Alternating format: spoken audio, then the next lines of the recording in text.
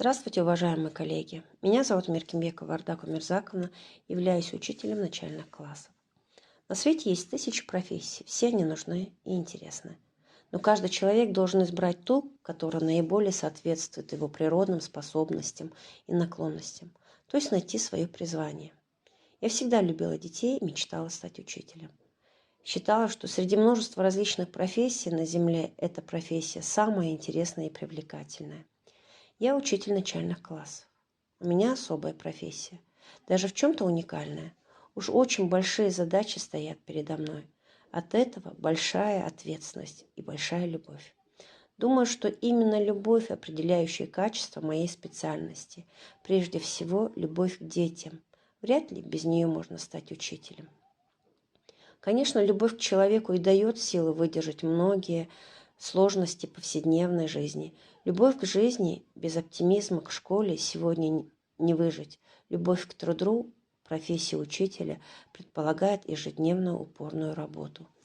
У хорошего учителя должна быть выстроена в голове структура. Он должен понимать, чему хочет научить. И если говорить о начальной школе, то речь идет не только о материале учебном, а в первую очередь о личностных качествах ребенка. Ребенок должен научиться учиться, приобрести отношение к делу, умение принимать любой материал, умение искать подсказки, научиться взаимодействию с окружающими людьми, взаимоотношениям с партнером, сидящим с ним за одной партой, и умению общаться с учителем. Я считаю, что все это должна дать начальная школа. А идеальный учитель тот, кто нацелен не только на подачу учебного материала и на то, чтобы воспитать ребенка как человека. Еще важно, чтобы ребенок находил свое место в коллективе и мог его принять, найти себя в обществе, чтобы не чувствовать себя ущербным. Роль методического объединения для учителя. Часто работа методического объединения, по-моему, носит формальный характер и особого значения для учителя не имеет. Так думала я, пока не была назначена руководителем методического объединения.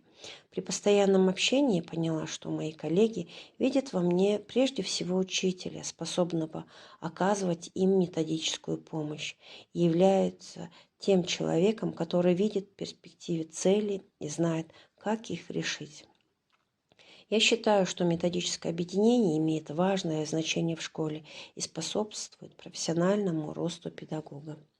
В своей практике я часто использую в учебном процессе активные методы обучения. Активные методы обучения строятся по схеме взаимодействия учитель и ученик. Из названия понятно, что такие методы, которые предполагают равнозначное участие педагога и учащихся в учебном процессе. Жизнь не стоит на месте, все вокруг меняется. Профессия учитель, на мой взгляд, очень уникальная.